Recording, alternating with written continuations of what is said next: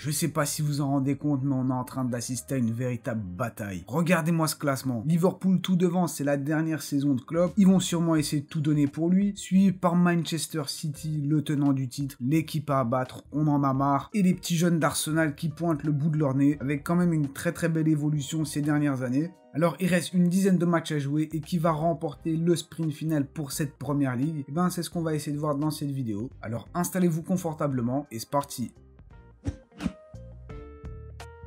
C'est la première fois depuis bien longtemps que 3 équipes sont à ce point au coude à coude à ce stade de la compétition. Et petite devinette pour vous, quelle est l'équipe qui depuis des années ne veut pas partager ce titre avec les autres? Évidemment, c'est Manchester City qui prend tout, voilà, il n'y a que Liverpool qui a réussi, on ne sait toujours pas comment. Et puis il y a Arsenal qui est loin, mais loin, pas problème, non. Eux, ils ont inquiété personne, sauf une fois.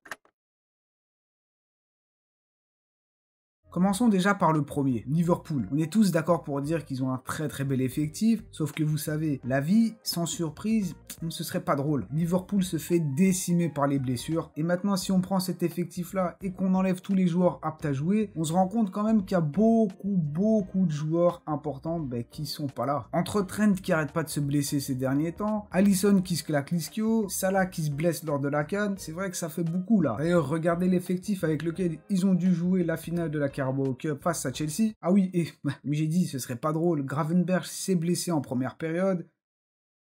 Sacrée vie. Et en chipotant un peu, voilà l'effectif auquel tu peux t'attendre. Alors je sais pas si c'est suffisant pour aller chercher le titre, surtout quand tu regardes la liste d'absents. Après, heureusement que voilà, Mohamed Salah, Darwin Nunez, on va dire qu'ils sont plus ou moins sur le retour. Bah tiens, en plus, fin mars, il y a la pause internationale, on l'adore tous, on attend tous avec impatience.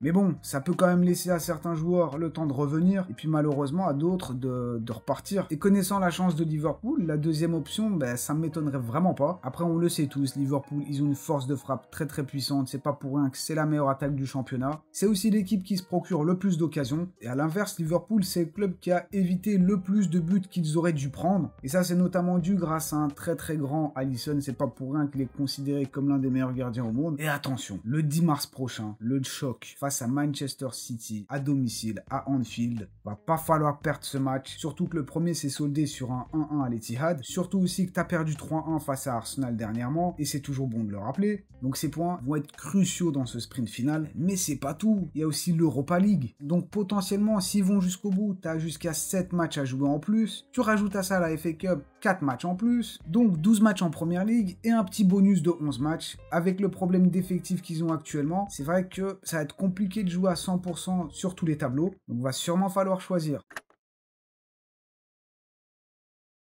Maintenant, le gros morceau, Manchester City. Alors oui, en début de saison, ils ont quand même perdu des joueurs comme Gundogan, comme Mahrez. À côté de ça, t'as De Bruyne qui s'est pété en finale de Ligue des Champions et qui commence seulement maintenant à revenir. T'as eu aussi Haaland qui a été absent pendant un moment. Et c'est vrai que dans le jeu, Manchester City, ces derniers temps, c'est un peu plus compliqué. Alors ça les empêche pas du tout de toujours squatter le top du classement, mais quand même, tu sentais que c'était un peu plus à l'arrache. Ça déroule un peu moins que d'habitude. Mais bon, l'effectif, regardez, il reste quand même toujours très beau, avec évidemment Rodri la pièce maîtresse, Bernardo Silva, Julian Alvarez quand même qui fait du très bon travail, et Foden qui réalise aussi une belle saison, avec 16 buts et 10 passes D, toutes compétitions confondues. Au niveau de la gestion d'effectifs, Pep Guardiola c'est l'un des meilleurs, c'est pas pour rien qu'on dit qu'ils peuvent aligner 2-11 compétitifs avec que des joueurs différents, et ça dégoûte. Pas trop de problèmes de blessures à part Gvardiol, et malheureusement là, Grealish qui vient de rechuter. Et comme je vous l'ai dit un peu plus tôt, c'est que City, ils savent comment gagner ce championnat. On peut gagner le titre une fois, 2 fois à la limite, 3 fois d'affilée, tu te dis, oh, c'est incroyable. Pour l'instant, personne dans l'histoire n'a gagné 4 fois le titre d'affilée. Et s'il y a bien une équipe qui est capable de le faire, eh ben c'est Manchester City. Mais par contre, cette saison, Manchester City s'en sort quand même assez mal face aux gros. Déjà face à Liverpool et Arsenal, c'est que un seul point pris sur les 6 possibles. Et permettez-moi de le dire, quand même une défaite face à Arsenal. Et puis si on prend en compte les autres gros de ce championnat, il n'y a qu'une seule victoire, c'est face à Manchester United. Sinon, c'est des défaites face à Aston Villa, des matchs nuls face à Chelsea, et au total, c'est seulement 7 points pris sur les 21 possibles. Et ça va pas aller en s'arrangeant, parce que là, accrochez-vous, asseyez-vous, parce que vous risquez de tomber. T'as un enchaînement de 5 matchs, mais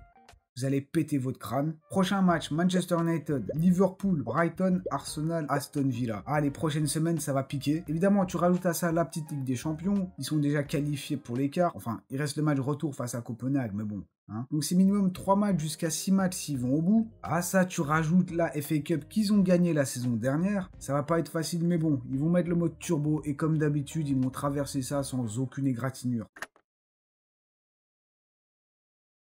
Et la dernière des équipes, mon petit Arsenal, qui est la meilleure défense du championnat avec 23 buts concédés. Et ça, c'est notamment grâce à cette doublette Gabriel Saliba. Tu rajoutes à ça Rice, Odegaard, Saka.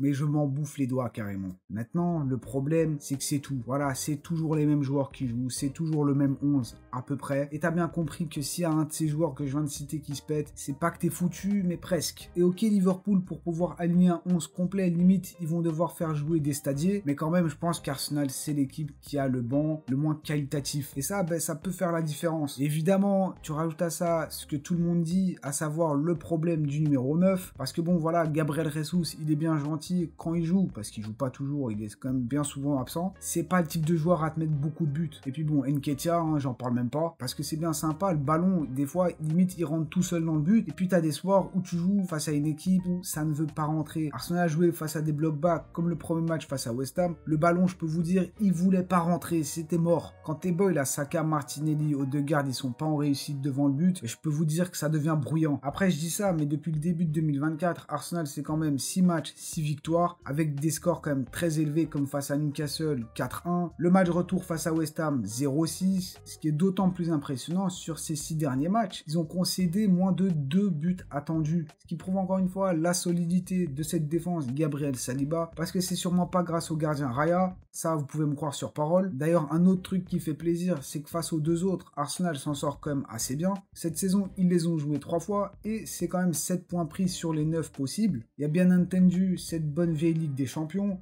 Alors bon, premier match aller perdu face à Porto, mais c'est encore rattrapable. Donc s'ils vont jusqu'au bout, c'est jusqu'à 6 matchs supplémentaires et c'est tout. Voilà, donc il va avoir le plus de temps pour se préparer. Maintenant, pour finir, laissez-moi vous raconter une petite histoire. Vous le savez ou pas si vous êtes nouveau, peut-être que vous l'avez remarqué ou pas, mais il se trouve qu'ici se trouve le petit cœur d'un supporter d'Arsenal, qui se souvient encore, bien un an, jour pour jour, enfin presque, Arsenal était premier du classement avec carrément jusqu'à 8 points d'avance sur City deuxième. Alors moi je connais mon club, j'ai connu les Mustafi, les Kolasinac, les Lichtsteiner, l'époque des Chamakh, Miyaichi, Squiaissi, bref, la liste est très longue. Nous, on a refusé d'y croire, mais vous êtes les fautifs. Vous avez commencé à nous saucer. Ouais, c'est bon, considéré comme si c'était fait, vous êtes champion, c'est bon, City ils peuvent pas revenir. Nous, on a commencé à y croire.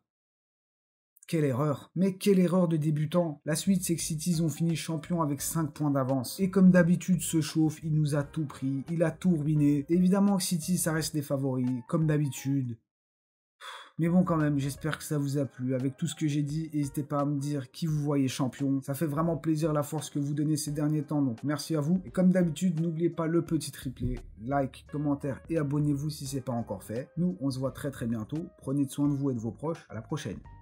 Ce chauve là.